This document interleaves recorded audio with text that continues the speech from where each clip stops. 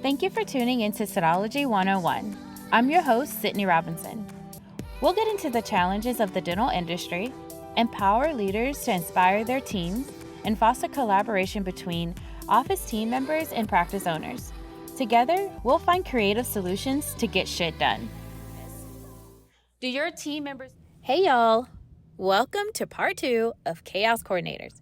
If you have not listened to part 1, just go ahead and pause right now, head on over, listen to part 1, and then shimmy on back over here so you can check out part 2 as we continue the conversation of what it means to lead your team versus manage your team.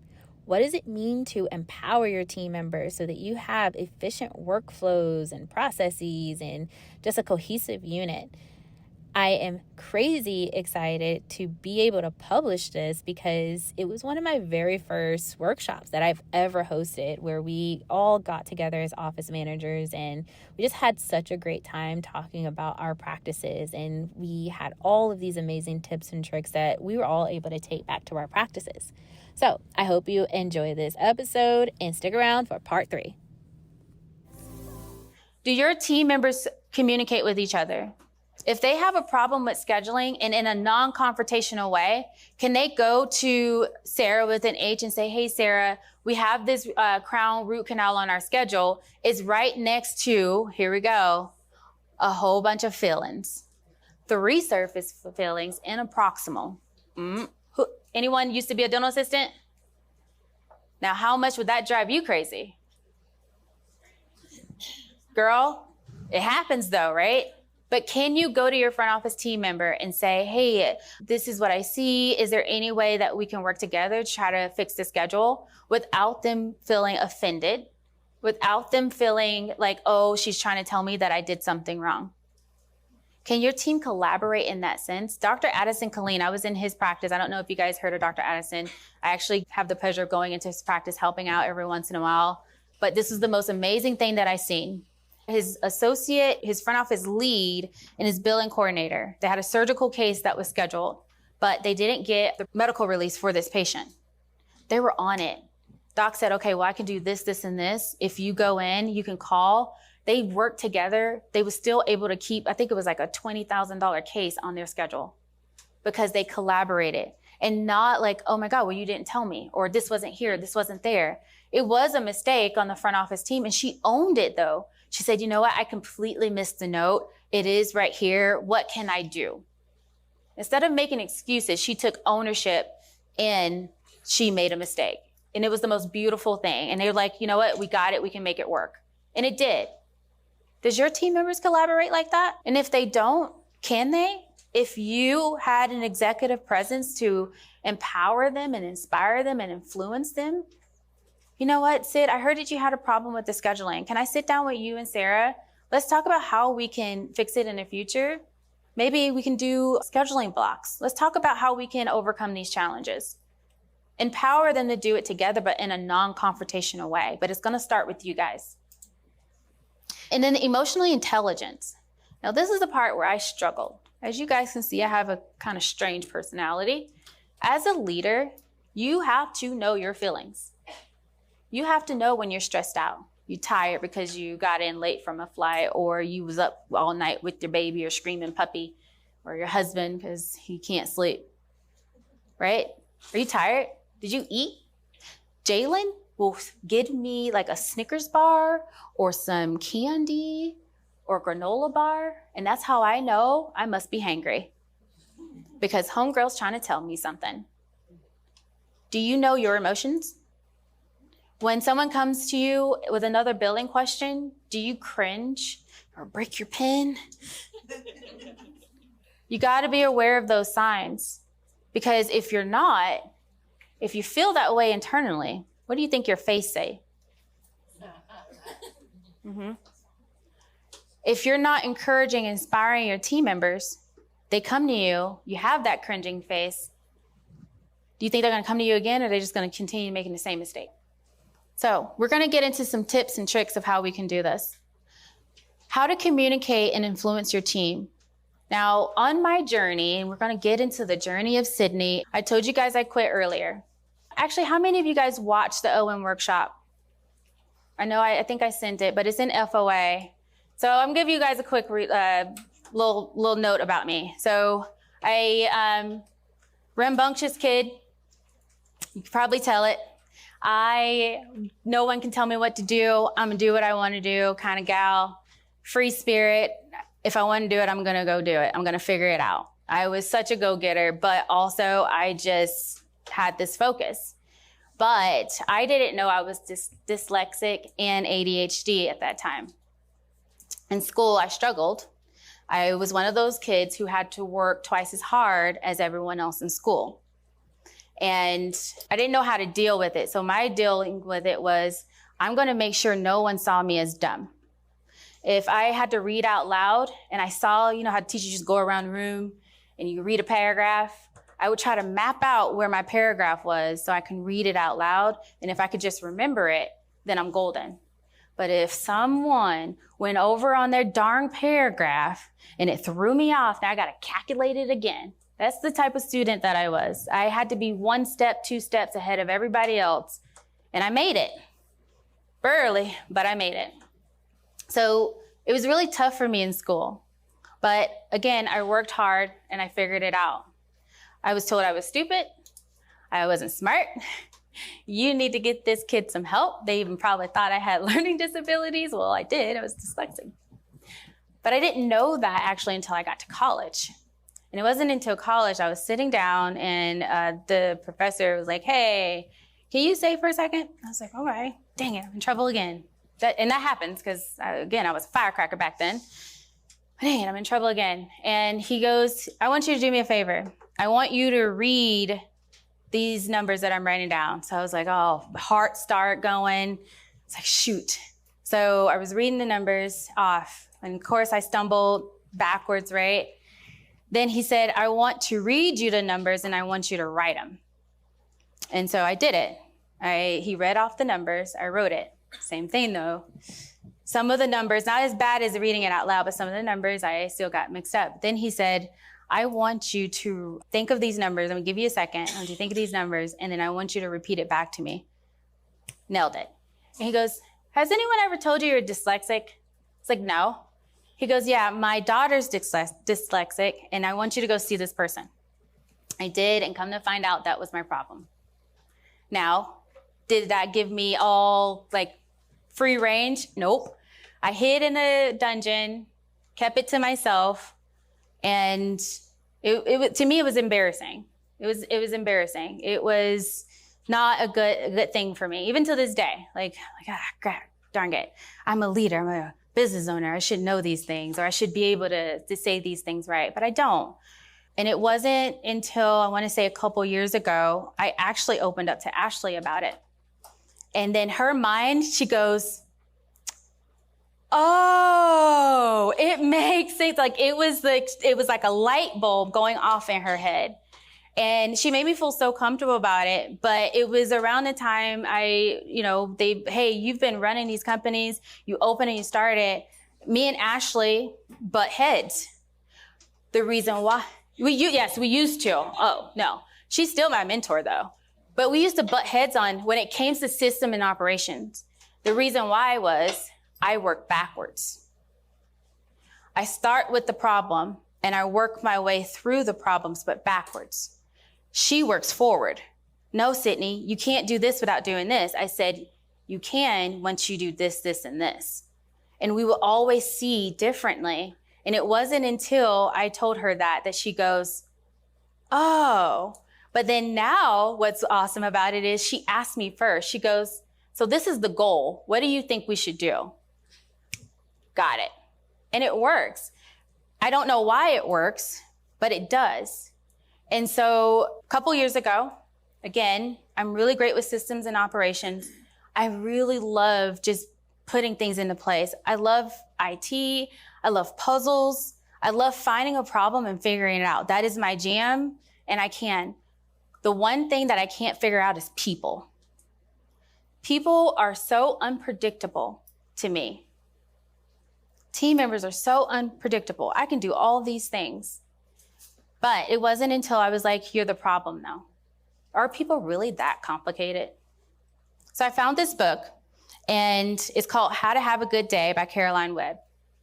This is a really good book that can teach you how to understand people. But you got to get into the science of it first. In this book, this is one of the quotes that stood out: ensuring that colleagues feel that workplace decisions are fair not only keeps their reward system happy, but leaves people with more mental energy to focus on other things. That was something that stood out to me because I find that was really important in the workplace. So she talks about the two-system brain. And this is like, I may lose y'all because it gets all sciencey, but I'm going to try to do my best to relate it. But she talks about the deliberate system. The deliberate system is the part of your brain that engages in thoughtful, conscious decision-making and is responsible for planning, analyzing, and strategizing. When you use your deliberate system, you actively focus on specific tasks that set goals and make intentional choices. Think about planning a trip, answering emails, or if you want to lose weight, think about those things. Your deliberate system, what you're telling it is, this is what's most important to me today. I've got to get these claims done. I got to make sure I call on this unscheduled treatment. I got to get the end of month done. I got to get Sydney her worksheets. You're telling your brain, this is what I have to get done. Now, what happens when you don't get that done? You said that you wanted to get your AR, you want to at least call 20 insurances, right? Or you wanted to get 20 patients calls done. Someone comes into your office and interrupts you. Okay, fine. Oh, got it. Someone else comes, another interruption. By the 5th interruption, what do you think your facial expression is? Because your brain deemed that I'm supposed to be working on AR. I'm supposed to be working on calling those patients. And now you're frustrated. Your brain can't focus on multiple things because it is saying, no, girl, you said that this is what you want to do right now. When you set a goal in your mind, that's what you're looking for. Now let's flip it. Let's say, hey, I am expecting to have a bomb girls trip. It's going to be so much fun. We're going to do this, this, and this, and this.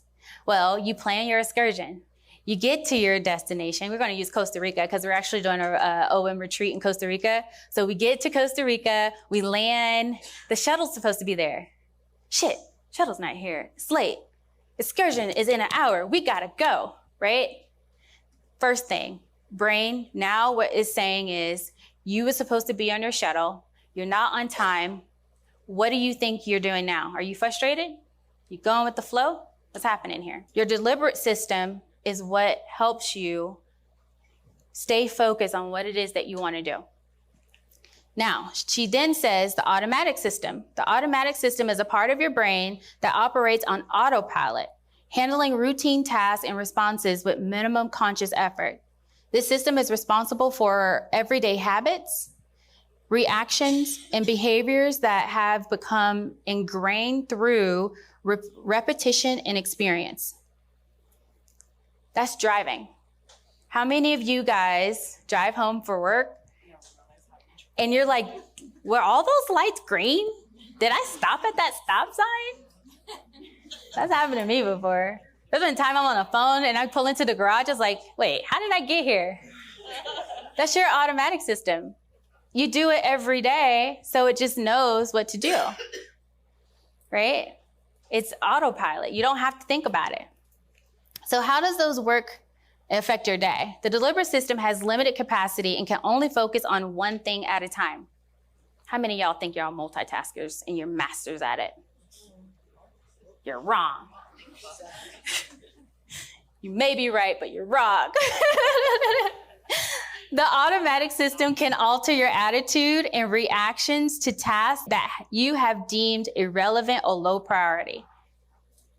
So what happens is, if you think that you're a multitasker, but you set a goal that I'm going to get this insurance claim done, but you know what? I can do the insurance claim while I'm calling this patient because all I have to do is just go in and hit submit. But oh, bing, little notification, someone needs something up front. Dang it, I could go do this, this, and this. Now what's going to happen is not only are you using more mental energy to accomplish all those tasks that just happened, but you're throwing your body into a fight, freeze, or flight response. So deficient mental energy. When multitasking, we use more mental energy switching from task to task, increasing mistakes and slowing down decision-making. Low mental energy can send the automatic system into fight, flight, or freeze. So going back to the scenario, we're going to Costa Rica and our shuttle didn't get here. Now we have the type A's like me and Ashley. But now it's like, that's all I can focus on is the darn shuttle is late. I'm going to go talk to the person because I told them. That's a fight. Right? Freeze is, I'm just going to sit here. If I just stand here, no one's going to see me. It'll be fine. Or you're trying to get the heck out of there. You know what? I'm just going to find another place. It'll be fine.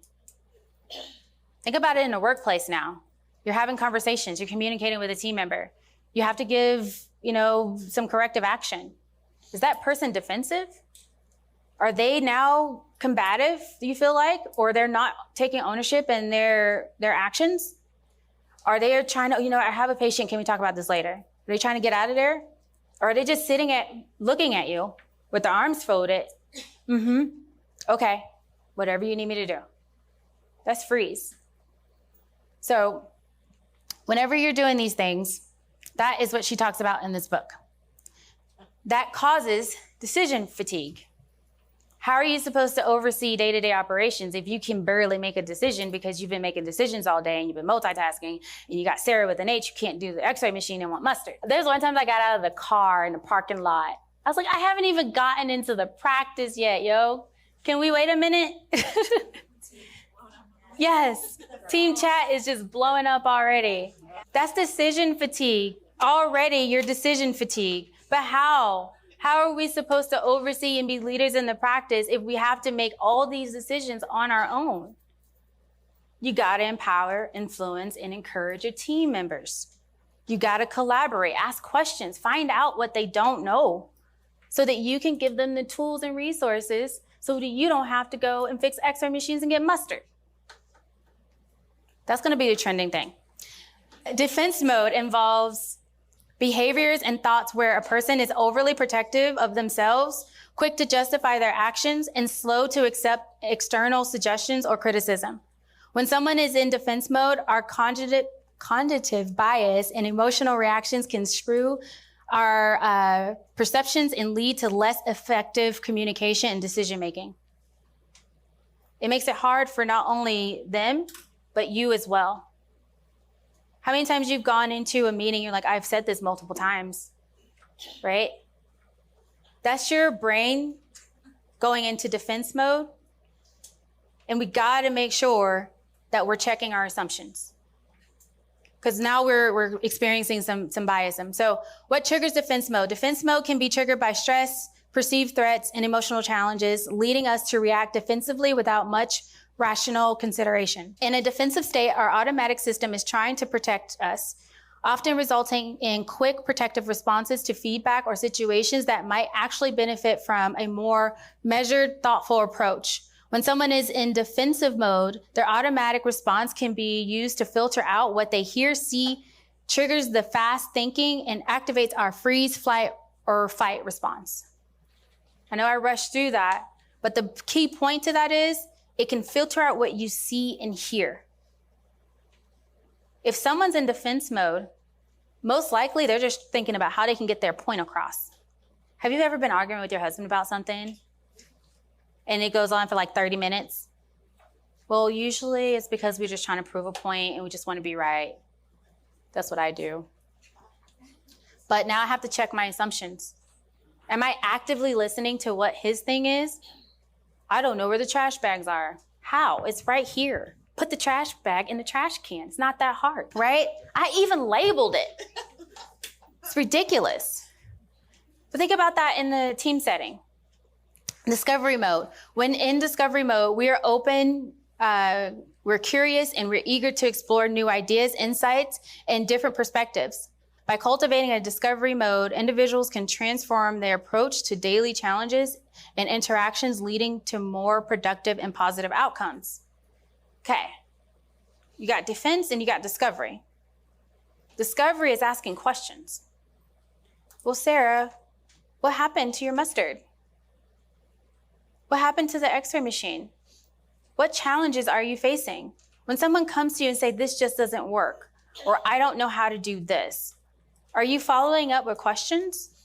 When you have to do corrective action or some coaching with your team members, are you finding out what they know?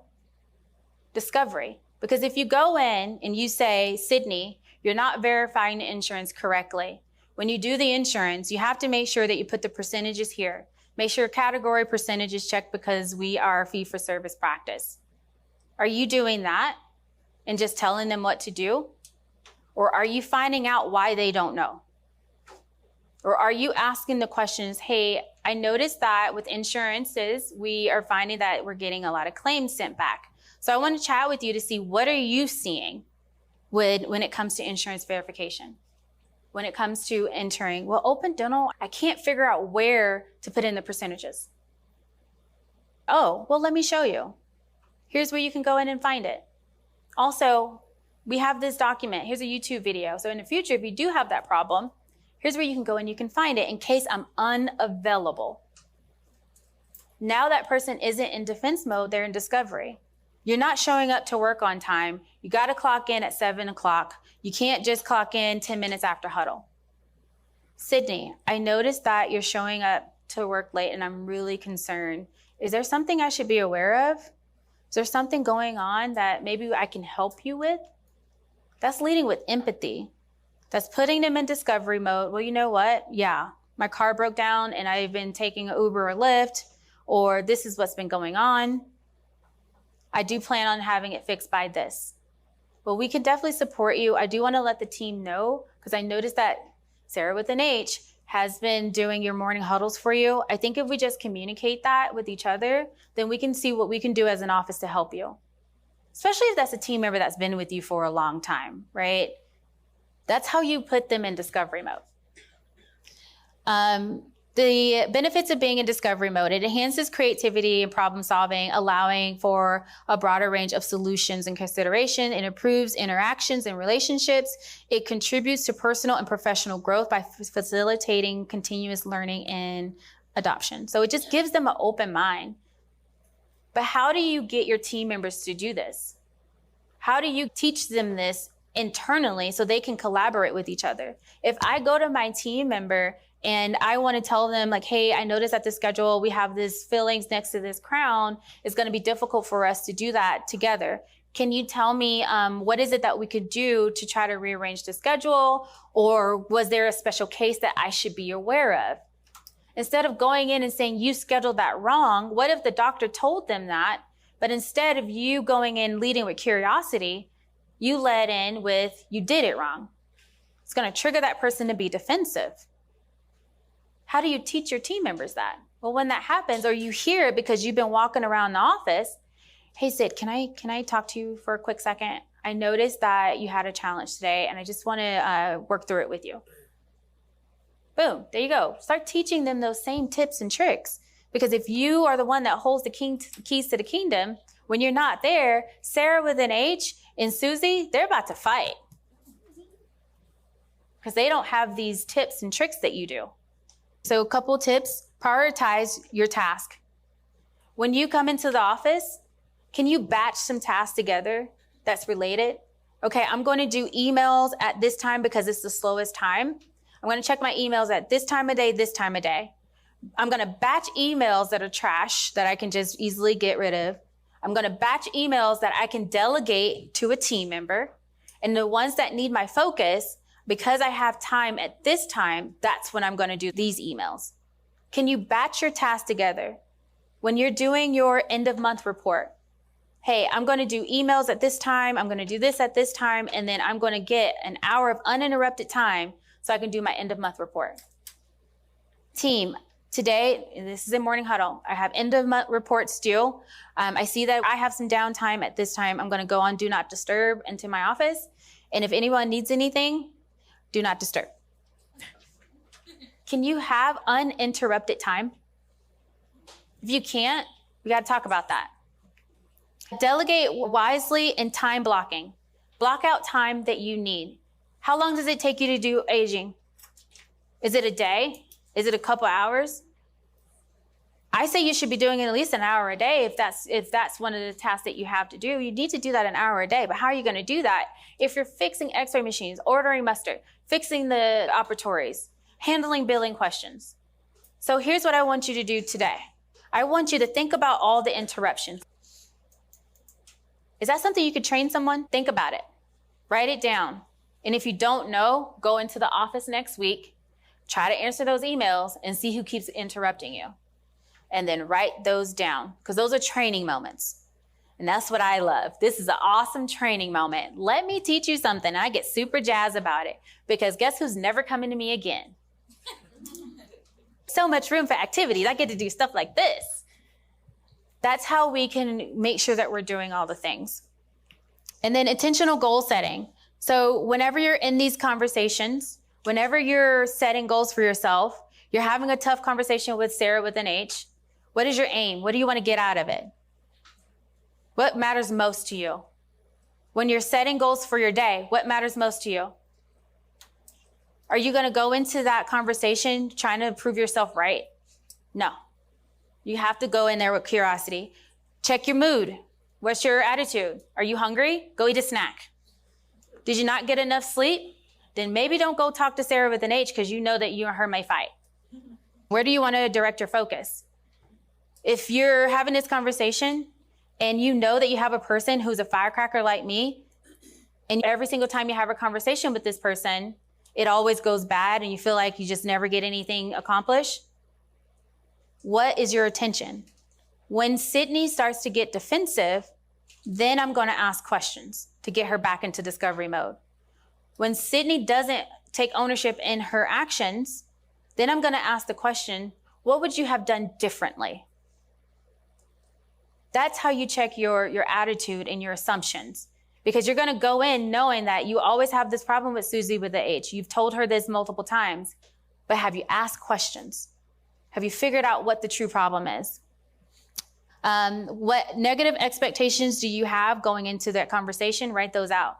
I'm a true believer of thinking, especially if I have to have a tough conversation, think about it, role play it out. How is it going to go? This has been another episode of Cytology 101. Today's episode was sponsored by FOA Coaching. If you would like to find out more about team training or personalized coaching, visit foacoaching.com. Also, make sure to follow us on Instagram at Cytology 101. Until next time, friends.